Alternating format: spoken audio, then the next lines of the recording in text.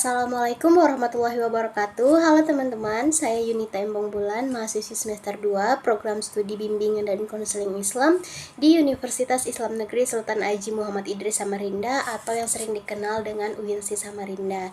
Baik, seperti video-video sebelumnya, pada kesempatan kali ini saya akan mengamati perilaku tokoh-tokoh yang ada di dalam sebuah film yang berjudul Tare Zameen Par 2007 yang berasal dari India. Jadi setelah saya mengamati bagaimana perilaku tokoh yang ada di dalam film ini, saya akan berusaha mencari tahu kira-kira penyebab dari perilaku-perilaku tokoh ini apa sehingga muncullah perilaku tersebut.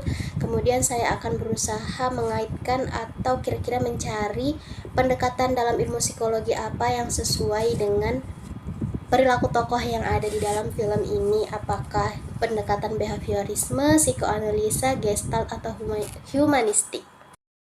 Baik teman-teman, tidak perlu menunggu lama, langsung saja kita masuk ke tokoh utama yaitu Ishan.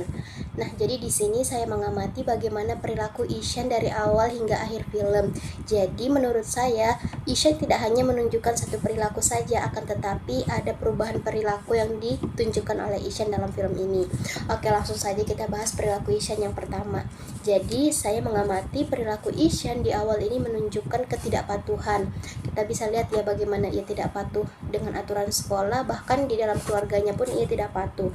Selain itu, dia juga mengalami kesulitan dalam belajar dan berinteraksi dengan orang lain, sehingga ini membuat harga dirinya rendah di mata orang lain dan ia sangat mudah dikucilkan. Nah, kemudian kita cari tahu nih penyebabnya. Ternyata setelah menonton film ini, kita jadi tahu bahwa sesungguhnya Ishan ini memiliki sebuah gangguan dalam belajar, di mana ia sulit untuk menulis, mengeja, dan membaca. Jadi ini membuat dia merasa gagal karena tidak mampu bersaing dengan teman-teman sebayanya. Akhirnya dia merasa kesulitan untuk berinteraksi karena setiap ia ingin memulai dan ingin mencoba selalu disalahkan terus oleh orang-orang sekitarnya. Padahal Ishan memiliki kemampuan yang berbeda dengan anak-anak lain yang bahkan lebih unik dari standar-standar masyarakat yang ada di situ. Oke, kemudian setelah kita mengetahui penyebab dari munculnya perilaku Ishan ini, kita bisa mengaitkannya dengan teori-teori atau aliran-aliran dalam cabang ilmu psikologi. Jadi di sini saya berusaha mengaitkannya dengan dua pendekatan. Ada pendekatan behaviorisme, di mana di sini Ishan ini dibentuk oleh lingkungannya atau ada upaya pengkondisian dari lingkungannya. Kita bisa lihat bagaimana kondisi lingkungan yang sangat-sangat tidak baik untuk Ishan ini juga menentukan bagaimana perilaku Ishan yang tidak patuh. Kemudian ada pendekatan humanistik. Jadi seperti yang kita tahu ya, dalam humanistik itu percaya bahwa setiap orang itu mampu mengaktualisasikan dirinya, mempunyai keunikannya masing-masing dan mampu mencapai apa yang ia inginkan.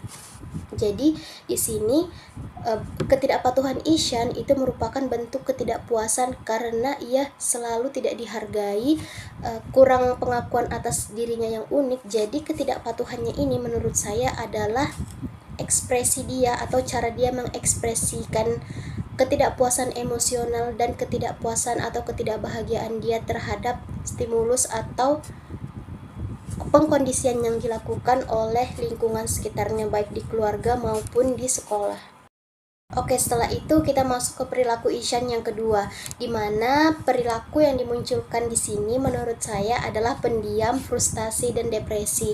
Ishan terlihat seperti itu ya di dalam film. Nah, kira-kira apa penyebabnya? Setelah saya menonton film itu, saya berusaha mencari tahu penyebabnya. Ternyata ketika ia menjadi pendiam, frustasi dan depresi ini dimulai sejak ia dimasukkan oleh keluarganya ke dalam asrama. Jadi penyebab dari sifat-sifat atau perilaku-perilaku Ishan yang demikian itu karena Ishan merasa kesepian dan merasa dibuang oleh keluarganya, di mana rumah yang menurut Ishan adalah tempat ternyaman bagi dia setelah ia tidak mendapatkan kenyamanan di lingkungan luar, tetapi dengan mudahnya mengirimkan Ishan ke asrama. Jadi dalam film ini Ishan itu merasa dihukum karena ia selalu nakal, selalu membuat masalah. Bahkan ibunya sendiri yang menurut Ishan paling mengerti Ishan pada saat itu hanya diam saja ketika bapaknya ingin memasukkan Ishan ke dalam asrama.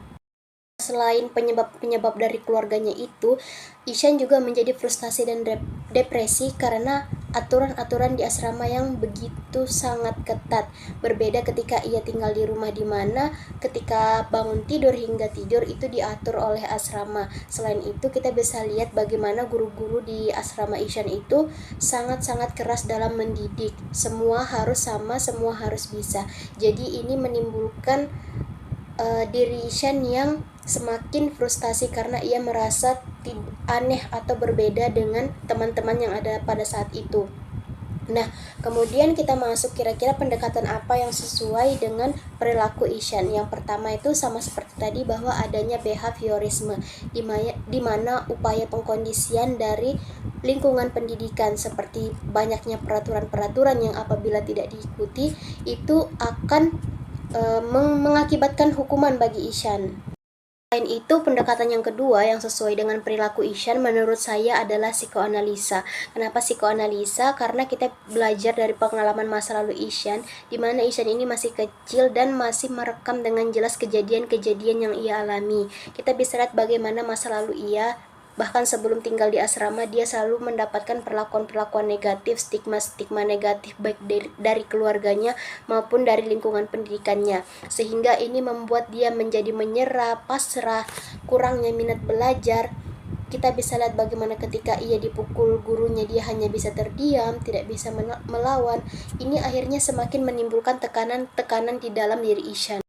Tanpa disadari, ini berdampak kepada kesehatan mental yang ada di dalam diri Ishan. Makanya dia menjadi pendiam, frustasi, dan depresi. Seperti itulah yang saya lihat dalam film ini. Baik, kita ke perilaku Ishan yang ada di akhir film atau perilaku yang ketiga. Jadi di akhir film ini mulai menunjukkan hal-hal positif ya, dimana Ishan yang dulunya memiliki harga diri rendah, di sini mulai terlihat bahwa harga diri Ishan mulai naik. Ia mulai tekun belajar, percaya diri, dan mulai bersosialisasi. Nah, penyebabnya apa? Ternyata kehadiran dari guru nikam ini sangat berpengaruh bagi Ishan, dimana guru nikam menyediakan metode-metode pelajaran yang unik, yang tidak monoton seperti guru sebelumnya, yang kreatif, sehingga di sini Ishan merasa tertarik. Selain itu, guru nikam juga memberikan dukungan emosional yang selama ini hanya bisa tersimpan di dalam diri Ishan, dan Ishan tidak menyadari akan hal itu. Selain itu juga, Ishan memiliki teman yang selalu membersamai dia atau mendukung Ishan, yaitu Rajan. Selain itu juga mulai ada dukungan dari keluarga Ishan. Nah, jadi sebelum adanya dukungan ini, guru nikam ini berusaha untuk bertemu dengan kedua orang tua Ishan dan berusaha menyadarkan keluarga Ishan bahwa Ishan ini adalah seorang anak yang unik, akan tetapi hanya cara belajarnya saja yang berbeda dengan anak-anak yang lainnya. Nah, selain itu juga Ishan ini mendapati pengalaman sukses. Maksudnya apa? Jadi Ishan, kita bisa lihat ya di dalam film itu bagaimana Ishan menjadi juara ketika lomba seni yang diadakan oleh guru nikam. Jadi ini membangun rasa percaya diri dia, jadi ia mulai yakin dengan diri dia. Oke, selanjutnya kita masuk ke pendekatan yang sesuai dengan perilaku Ishan. Jadi di sini lagi-lagi saya menggunakan behaviorisme, di mana adanya upaya pengkondisian dari guru nikam. Ia berusaha memberikan dukungan emosional, menciptakan metode pelajaran yang kreatif dan lebih santai. Nah, jadi ini membuat Ishan lebih nyaman dengan guru nikam. Jadi stimulus dan respon yang diberikan di sini sama-sama positif. Selain itu, ada pendekatan humanistik yang saya ambil untuk dijadikan pendekatan yang sesuai dengan perilaku Ishan ini. Jadi seperti tadi ya, bagaimana guru nikam ini memberikan dukungan-dukungan emosional dan membantu Ishan dengan sabar, mengajari Ishan dengan sabar, mulai dari membaca hingga akhirnya ia mengembangkan bakat seninya lagi. Jadi adanya peningkatan harga diri di dalam diri Ishan. Selain itu ada juga Rajan yang selalu mendukung. Ini menciptakan dukungan-dukungan emosional bagi diri Ishan menurut saya. Jadi menurut saya behaviorisme dan humanistik ini adalah pendekatan yang sesuai dengan perilaku Ishan di akhir film, yaitu tekun belajar, percaya diri, dan mulai bersosialisasi. Oke, selanjutnya tokoh yang kedua yang saya amati perilakunya adalah Ayah Ishan. Jadi perilaku awal yang ditunjukkan oleh Ayah Ishan, jadi sama ya seperti Ishan. Di sini Ayah Ishan tidak hanya menunjukkan satu perilaku saja, akan tetapi di dalam film ini hingga akhir film ada perubahan perilaku yang dilakukan oleh Ayah Ishan. Ya, langsung saja kita masuk ke perilaku awal yang ditunjukkan oleh ayah Ishan. Jadi saya mengamati bagaimana ayah Ishan ini menunjukkan perilaku yang keras, tegas, dan tidak peka. Dan penyebabnya apa? Jadi menurut saya ini adalah cara ayah Ishan untuk mempertahankan harga dirinya, karena ia tidak peka, atau penyebab lainnya ini adalah ia tidak paham bahwa anaknya ini mengalami gangguan dalam belajar, dan ia selalu saja mengikuti standar yang ada di dalam masyarakat, yaitu semua harus bisa dan semua atau cara belajarnya harus sama. Ayah Ishan ini memiliki harapan tinggi terhadap Ishan, akan tetapi Ishan tidak mampu untuk memenuhi harapan ayahnya ini. Jadi ayahnya semakin keras dan semakin tegas terhadap Ishan. Kemudian saya mengaitkannya dengan pendekatan yang ada di cabang ilmu psikologi, yaitu behaviorisme, di mana ayah Ishan ini tinggal di tempat tinggal dan tempat kerja yang memiliki standar bahwa semua harus sama. Jadi ayah Ishan ini selalu berusaha untuk mempertahankan harga dirinya, bahkan melalui anaknya. Jadi perilaku Ishan ini menurut ayahnya Ishan dapat menentukan bagaimana harga diri ayahnya di mata orang lain. Sehingga hal inilah yang membentuk perilaku ayah Ishan yang menjadi keras, tegas, dan tidak peka. Baik, setelah itu kita masuk ke perilaku akhir yang ditunjukkan oleh ayah Ishan, di mana ia mulai peka dan mulai memahami bagaimana kondisi Ishan. Nah, apa penyebabnya? Ternyata ini lagi-lagi pengaruh yang dibawa oleh guru nikam, di mana guru nikam berusaha menyadarkan ayah Ishan bahwa Ishan ini adalah anak yang unik dan ia hanya kesulitan dalam memaknai atau mempelajari sebuah pelajaran seperti menulis, membaca, dan mengeja. Kemudian, kira-kira pendekatan apa ya dalam cabang ilmu psikologi yang sesuai dengan perubahan perilaku ayah Ishan ini? Jadi menurut saya pendekatan yang sesuai adalah Gestalt, di mana perubahan perilaku yang ditampakkan oleh ayah Ishan ini menunjukkan bahwa ayah Ishan ini mengamati sebuah lingkungan itu berdasarkan pengalaman masa lalu, masa kini, dan masa depan. Jadi di sini ayah Ishan mulai menyadari bagaimana ternyata sikapnya dahulu kepada Ishan yang selalu menuntut Ishan agar bisa dan setara dengan teman sebayanya, yang tidak memberikan dukungan emosional dan selalu saja menyalahkan Ishan.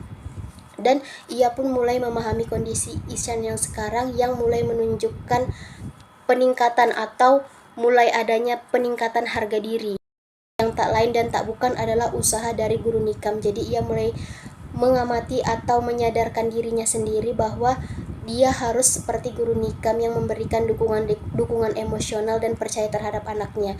Kemudian setelah ia melihat kemampuan Ishan di dalam bidang seni, ketika Ishan berhasil mencapai juara di bidang seni, ia yakin bahwa Ishan di masa depan akan menjadi seseorang yang berguna dan sangat-sangat bisa membantu menaikkan harga dirinya di masa depan.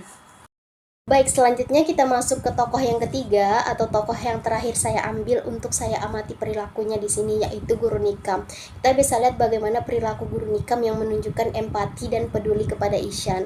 Nah, penyebabnya apa? Ternyata penyebabnya adalah ia dahulu juga merupakan seorang anak yang mengalami kesulitan dalam belajar, yang kurang lebih seperti Ishan. Jadi ia bisa merasakan bagaimana kondisi Ishan pada saat itu.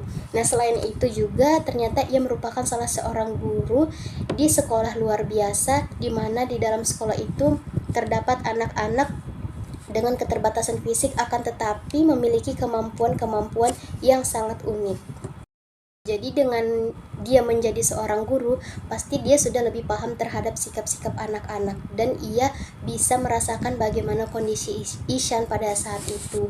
Nah, pendekatan yang sesuai apa menurut saya adalah humanistik. Jadi di sini humanistik yang menggerakkan guru nikam adalah ingin mengaktualisasikan dirinya, di mana guru nikam menjalankan tugasnya sebagai seorang guru yang baik dan benar dengan cara membantu Ishan untuk mencapai potensi dirinya dengan memberikan dukungan emosional, dengan metode-metode pelajaran yang sesuai dengan apa yang dibutuhkan oleh Ishan.